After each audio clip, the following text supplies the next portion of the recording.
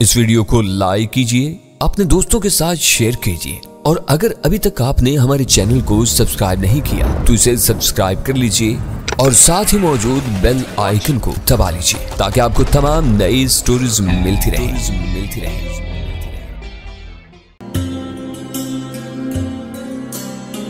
इन कागजों ने हमेशा के लिए अमेरिकी अज़ाइम बेनकाब कर दिए।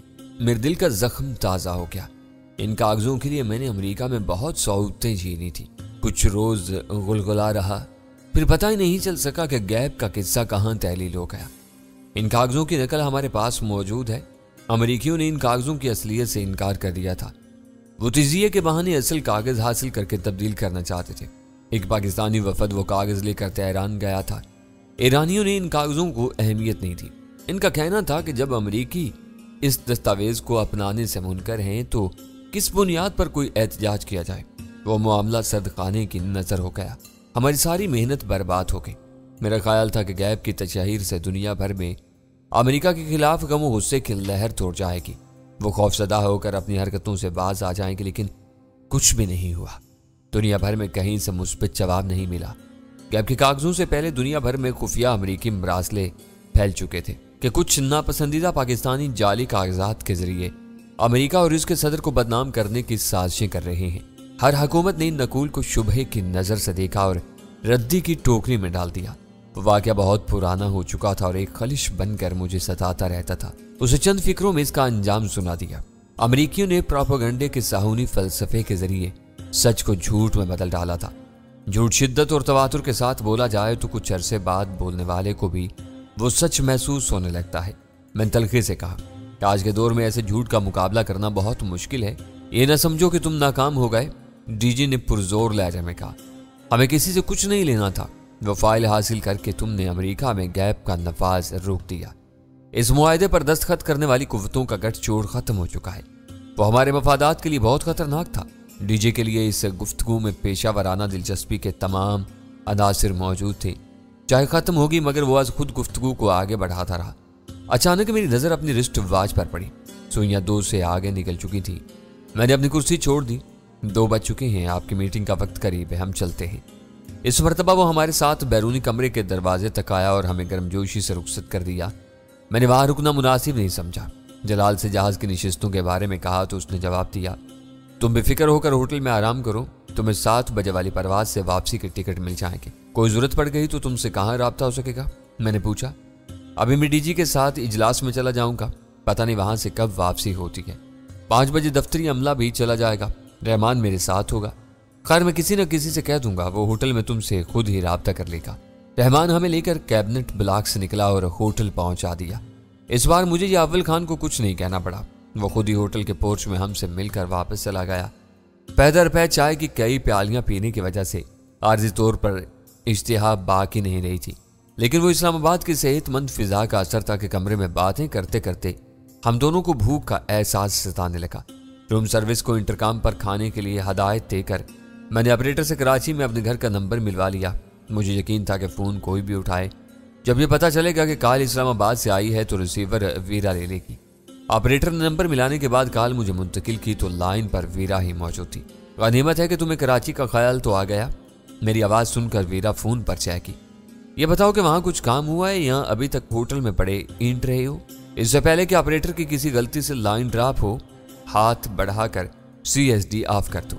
वो मैंने ऑपरेटर की आवाज़ सुनते ही ऑफ कर दी थी, पर लाइन इसी वक्त ड्रॉप हो जाती जब ऑपरेटर बोर्ड से ये लाइन तुमको मुंतकिल कर रही थी। तो क्या तुमने ऑपरेटर की आवाज़ से अंदाज़ा लगा लिया कि हम लोग होटल में ठहरे हुए? ऑपरेटर दफ्तर के बोर्ड की भी हो सकती थी। उसे नंबर पूछने के बाद खुद बताया था कि मजहर खान हॉलीडे इन इस्लामाबाद से बात करनी चाह रहे हैं। तुमने मेरे सवाल का जवाब नहीं दिया। हमने यहाँ पहुँचते ही अपना काम मुकम्मल कर लिया था। अब दूसरे काम हो रहे हैं। फिर वापसी कब तक हो रही है? वीरा ने अक्लमंदी की कि CSD बंद करने के बाद पंडित का नाम लेने या उसके बारे में तफसील ज्यादा कुरेदने की कोशिश नहीं की। हो सकता है कि आज ही की किसी परवाज से लौट आए। वापसी का इंतजार नशिस्तों की दस्तियाबी पर है। ऐसी भी क्या उजलत है? अगर मेहमान नवाजी का मुजाहरा किया जा रहा है तो 2-4 दिन वहीं रुके रहो। इस्लामाबाद का मौसम कराची से हमेशा बेहतर होता है। हमारी रवानगी से पहले कराची में कुछ काम निकल आया था। इसे निपटाना जरूरी है। मालूम होता है कि तुम जहां भी जाते हो काम तुम्हारे पीछे पीछे हो लेता है। फोन पर ये खराफात ना बको। दूसरों को भी मेरे मुतवक्का प्रोग्राम से आगाह कर देना। मेरे साथियों को किसी मजहर खान के प्रोग्राम से क्या दिलचस्पी हो सकती है? दिलचस्पी हो या ना हो, तुम अपना फर्ज पूरा कर देना। मैंने खुश्क लहजे में कहा। ओह। मेरी बात के जवाब में फोन पर उसकी तहय्युर ज़दा सी आवाज़ उभरी। कहीं ऐसा तो नहीं है कि फर्जी काम के बहाने तुम अपनी मादा से मिलने के लिए कराची आ रहे हो? अगर ऐसा है तो मैं तुम्हारी दिलजोई के लिए उसे आज ही इस्लामाबाद भेज सकती हूँ। उसकी भी आबो हवा तब्दील हो जाएगी। इस बारे में वापसी पर ही बात होगी। तुम हमें फ़ोन करने की कोशिश न करना। मैं तुम्हारे साथी का नाम भूल रही हूँ, इसे तुम क्या कहते हो? वीरा ने अव्वल खान के बदले हुए नाम के बारे में जानने की कोशिश में सवाल किया। अजहर खान, मैंने मुख्तसर सा जवाब दिया। खूब, वो भी तुम्हारा हम काफिया है। अजहर खान और मजहर खान की जोड़ी कवाली में नाम पैदा कर सकती है। तुम डफर हो, यह कहकर मैंने फोन बंद कर दिया। इसकी जुबान में खारिज शुरू होने की सूरत में वो ऐसी ही बेसरोपा बातों में घंटों मसरूफ रह सकती थी।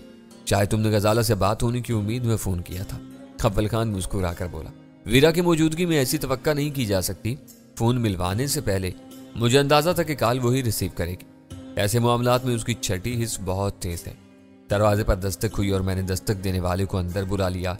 खाना लजीज और ताज़ा था। रूम सर्विस के वेटर ने मेज पर काबें लगाई तो कमरा इश्तिहा अंगेज खुशबुओं से भर गया। इसके जाते ही हमने अशियाए खुर्द-ओ-नोश से पूरा इंसाफ करना शुरू कर दिया। शिकम सैर होने के बाद अव्वल खान सस्ताने के इरादे से अपने कमरे में चला गया। मैं सिगरेट सुलगाकर बाहर निकल गया। मैंने सुबह रहमान के साथ जाते हुए देख लिया था कि होटल में गैर मुल्कियों की खासी आमदोरफ्त थी। इनमें मर्दों के साथ खवातीन की भी काफ़ी तादाद थी। कमरे में पड़े रहकर वक्त गुजारने से बेहतर था कि होटल की लॉबी में किसी मुनासिब जगह पर कब्जा जमा कर रोज़मर्रा जिंदगी के इन जिंदा किरदारों का मुशाहिदा किया जाए। फैशन, दस्तकारी के नाजुक नमूनों और अशाए ज़रूरत से लदी हुई शॉपिंग आर्केड की दुकानों की सैर के बाद मैं लॉबी में बैठ गया।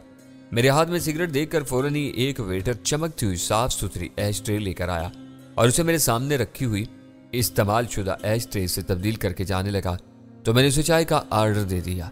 मैंने अपने लिए जो गोशा मुंतखब किया वहाँ मेज़ के गिर्द 5 आदमियों का ग्रुप बहुत आराम से समा सकता था।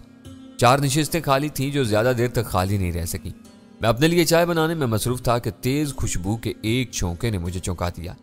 एक बनी संवरी और दिलकश लड़की दूसरी खाली जगहों को नज़रअंदाज करके मेरे सामने आ बैठी थी। गोरे रंग की इस तराज कामद लड़की की उम्र 25-26 साल रही होगी।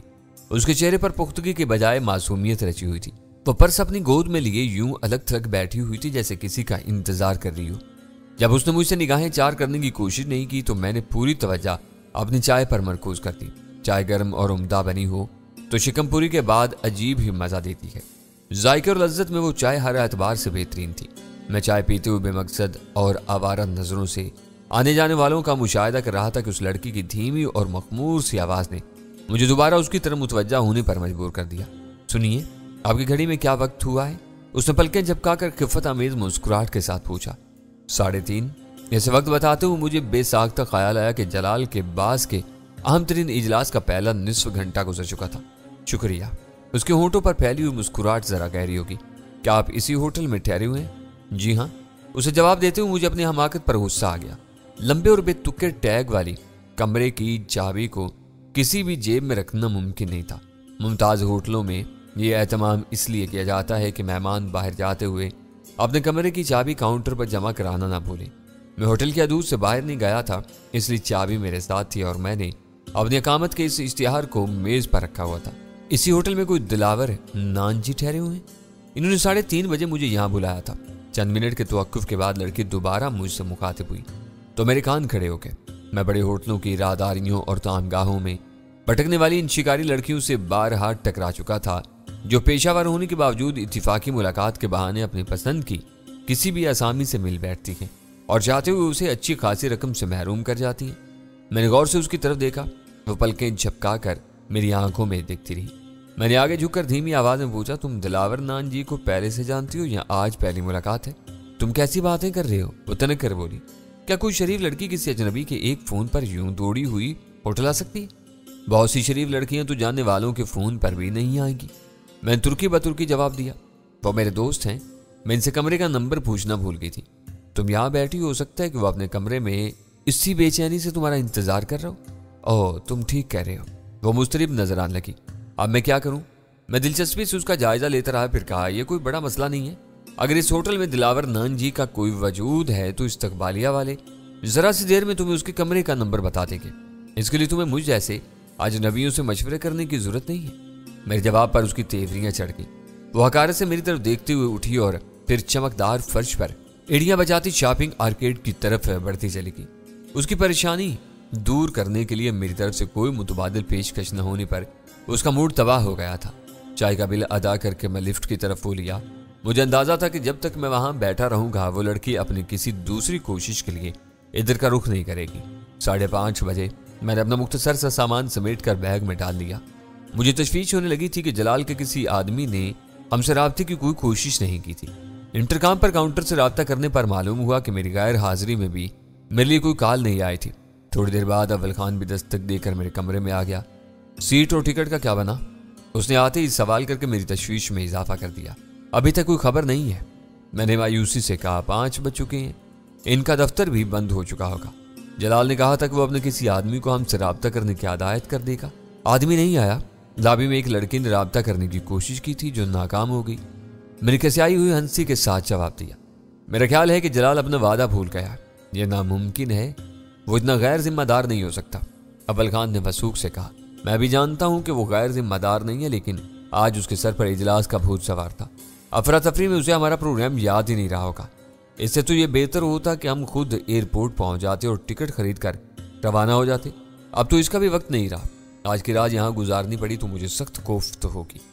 हम दोनों बेबसी से घड़ी की सुइयों को आगे बढ़ते देख कर कुड़ते रहे। जब 6:15 बज गए तो मैंने रवानगी की आहट से छोड़ दी। चंद लम्हे बाद मेरे फ़ोन की घंटी बजी तो मैंने बेताबी से रिसीवर उठा लिया। सर, आपके बोर्डिंग कार्ड आ गए हैं, मैं नीचे आपका इंतजार कर रहा हूँ। इंटरकॉम पर एक सख्त और सपाट आवाज़ सुनाई थी।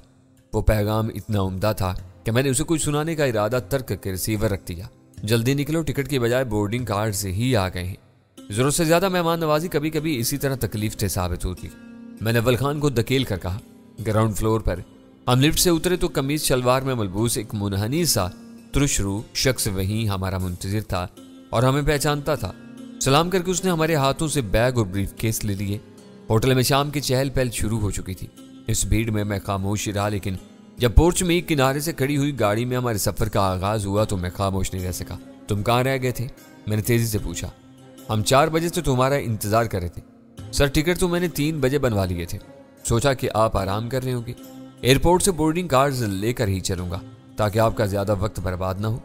हमारे आराम के चक्कर में ये परवाज निकल जाती तो क्या होता? अव्वल खान गुर्राया। सर, ऐसा कैसे हो सकता था? उसकी आवाज में मासूमाना बेचारगी से मटाई। बोर्डिंग कार्ड्स मेरे पास हैं। जब तक आप सवार नहीं होंगे जहाज नहीं उड़ेगा। इसने बाएं हाथ से स्टीयरिंग छोड़कर अपनी रिस्ट वॉच देखी और बात चरखते हुए बोला, 6:25 हुए हैं। 15 मिनट में हम एयरपोर्ट पर होंगे। फिर भी 20 मिनट बाद जहाज चलेगा। हमारे तफक्कुरात अपनी जगह थे, इसका हिसाब अपनी जगह था। गनीमत यह था कि उसने वो हिसाब पहले नहीं किया था, वरना हमारे पास पहुंचने में मजीद 20 मिनट की देर कर देता। इस्लामाबाद एयरपोर्ट पर उसने सरकारी नंबर प्लेट पर गाड़ी VIP लाउंज के करीब रोकी तो उसी के महकमे का कोई आदमी लपक कर हमारी तरफ आया। दरवाजे खोलकर पूरे एहतराम से हमें उतारा गया और नवार ने सलाम करके हमारे दोनों ब्रीफकेस उठा लिए। हमें लाने वाला पेशानी पर कोई शिकन लाए बगैर सलाम करके अपनी निशिस्त पर बैठ गया। जाने से पहले उसने हमारे टिकटों के काली कवर और बोर्डिंग कार्ड्स नोवार को दे दिए थे। नीचे छत वाले एयर कंडीशनड VIP लाउंज में मुतअद्दिद अखबारी नामा निगार और फोटोग्राफर इधर उधर बैठे गपशप कर रहे थे। हम इनके दरमियान से गुजरते हुए शीशे की एक भी दीवार की तरफ गए। बाहर एक कार हमारी मुंतजिर थी। नोवार जमीनी मेजबान से कार्स के बकिया हिस्से लेकर ड्राइवर के साथ बैठ गया। हम दोनों उससे पहले ही यकमी निशिस्तों पर बैठ चुके थे। वो सीढ़ियां तय करके हमें जहाज के दरवाजे तक छोड़ने तक आया। हम जहाज में सवार होने वाले आखिरी मुसाफिर थे। हमारे इंतजार में जहाज का अमला बहुत मुस्तरिब था। हमारे पहुंचने पर फिजाई मेजबानों के चेहरों पर इत्मीनान नजर आने लगा। ट्रैफिक की वजह से हमें एयरपोर्ट पहुंचने में कुछ ज्यादा वक्त लगा था। हम अपनी जगहों पर बैठे ही थे कि जहाज के इंजन चल पड़े। मुझे इस रोज पहली बार तजुर्बा हुआ कि VIP मुसाफिर क्या होता है और उसे सफर से पहले क्या क्या राहतें हासिल होती हैं। मेरे लिए बस इतना ही काफी था कि हमारी वजह से परवाज की रवानगी में ताखीर नहीं हुई थी। चारा जब तक रनवे पर मौजूद रहा, मेरा जहन इस्लामाबाद के मामलात में उलझा रहा। IB वाले ज़हीन मुस्तद और मामला फहम लोग थे। इन्हें पेचीदा तरीन मामलात को निपटाने का गहरा तजर्बा था। مجھے یقین تھا کہ رابن مائر کی موت سے جنم لینے والے پہلودار مسائل آخرکار پر عزت انداز میں حل ہو جائیں گے۔ طیارہ رن وے چھوڑ کر فضا میں بلند ہوا تو میرا ذہن خود بخود کراچی کی طرف بھٹک گیا۔ خاموش بیٹھے کیا سوچ رہے ہو؟ طویل خاموشی کے بعد اول خان نے مجھے چھیڑا۔ یہی سوال میں تم سے بھی کر سکتا تھا۔ میرا خیال ہے کہ دفتر خارجہ میں امریکیوں کے ساتھ ہونے والا اجلاس ختم ہو چکا ہوگا۔